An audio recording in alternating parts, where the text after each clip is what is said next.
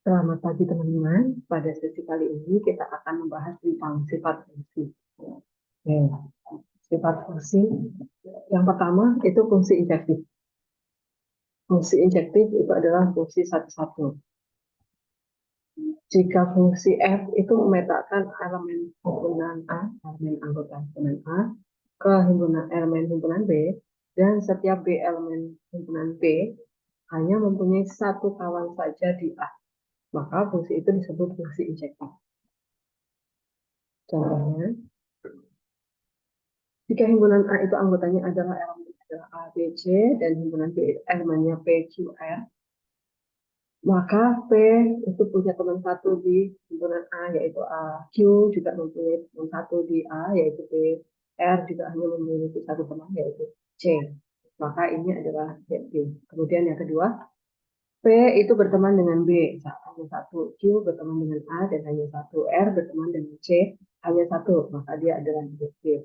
Walaupun S tidak punya teman, tapi yang punya teman sebenarnya hanya satu.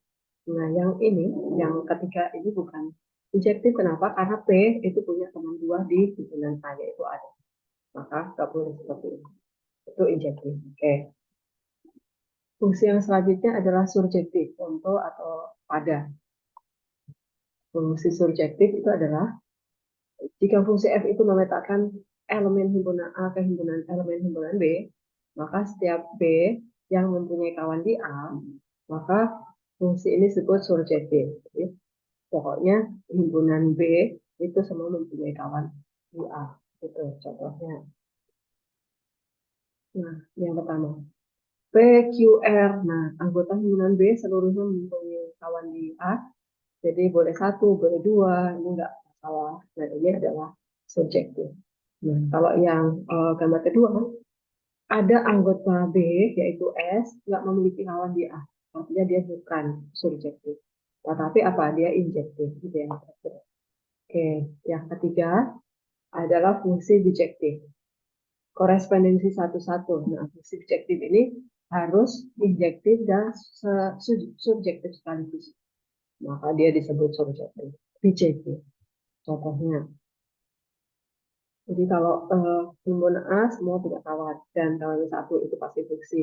Kemudian anggota himpunan B seluruhnya punya teman dan temannya satu. Nah, seluruhnya punya teman itu menjelaskan injektif dan temannya satu itu menjelaskan subjektif. Jadi ini adalah bijektif.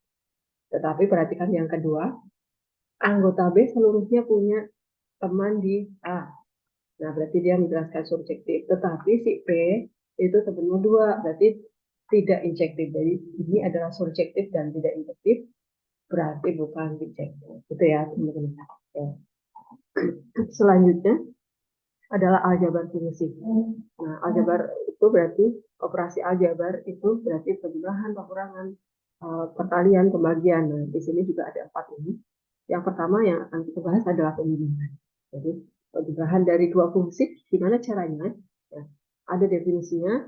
F plus Gx itu artinya adalah Fx ditambah Gx. Jadi fungsi Fx ditambah dengan fungsi Gx. Nah, contohnya. Jadi jika diketahui fungsi Fx adalah x plus 2 dan fungsi Gx adalah x kuadrat min 4, tentukanlah F plus Gx. Jadi dari definisinya F plus Gx itu adalah Fx ditambah Gx. Nah, Fx-nya kita punya ini, kita masukkan ke sana. Gx kita punya ini, kita masukkan ke sana. Jadi kita peroleh X plus 2, nah, X plus 2 itu berasal dari Fx, ditambah X kuadrat min 4, itu berasal dari Gx. Nah, kemudian kita buka tanda kurungnya. Jadi X yang pangkatnya paling tinggi kita letakkan di depan. Jadi X plus X min 2. Kenapa min 2? Karena ini plus X kuadrat min 4. Nah, plus 2 ditambah min 4 adalah min 2. Jadi F plus GX adalah X kuadrat plus X min 2. Atau kalian boleh mengerjakan seperti ini. Fx itu adalah karena temannya ada pangkat 2, ada pangkat 2 berarti ini 0x pangkat 2 plus x plus 2. Kemudian ini gx-nya adalah x pangkat 2 plus karena nggak ada x-nya berarti 0x min 4. Sorry, min 4. Min 4. Oke, kemudian ditambah. Jadi di sini fx ditambah gx adalah, nah 0 ditambah 1, nggak ada angkanya berarti hasilnya 1. Berarti 1x kuadrat plus x kuadrat.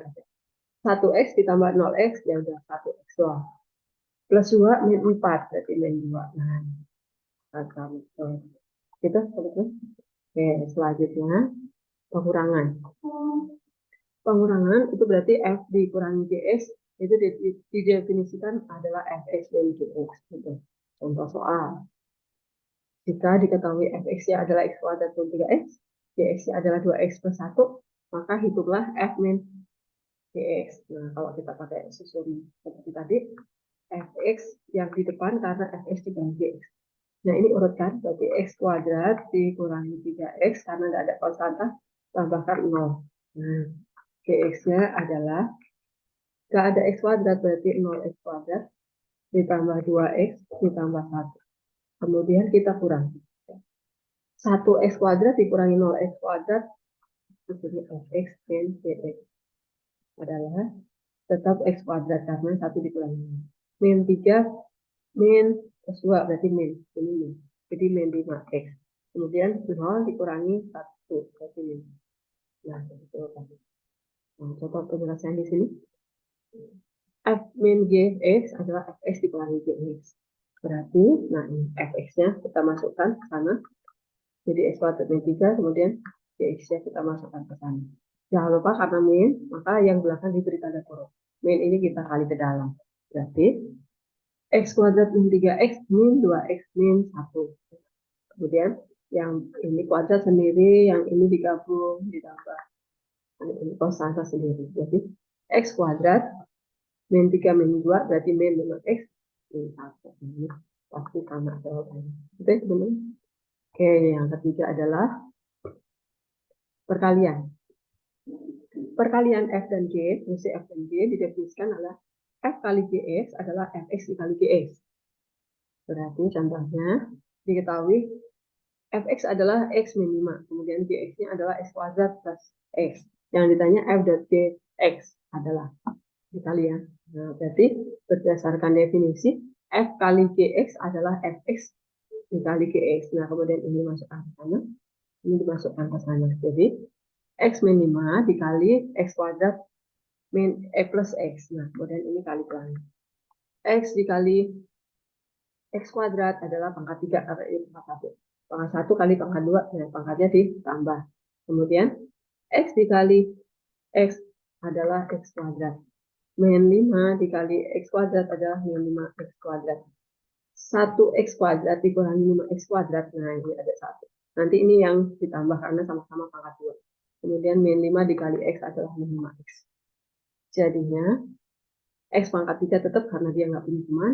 Yang sama-sama pangkat 2 kita tambah. Min 1 dikurangi 5 jadi min 4. Min 5x karena yang pangkat 1 hanya dia, tapi tetap min 5x. Jadi f kali gx adalah x pangkat 3 min 4x kuadrat. Jawabannya. Oke. Yang terakhir pembagian. Pembagian dari fungsi f dikali gx. Dibagi pembagiannya, berarti f dibagi gx adalah fx dibagi gx. Nah, contoh soal. Diketahui fx adalah x kuadrat 4 dan gx adalah x plus 2. Tentukan f dibagi gx.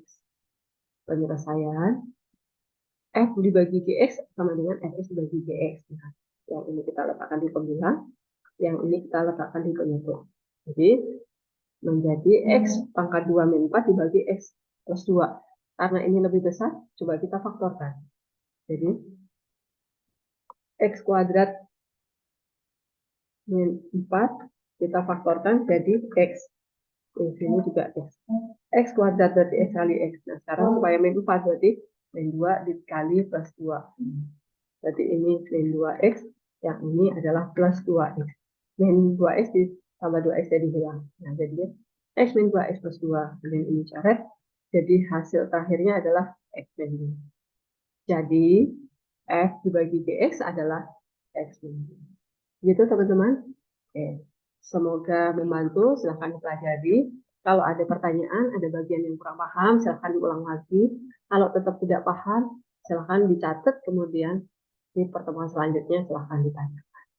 Oke. Terima kasih teman-teman, semoga membantu.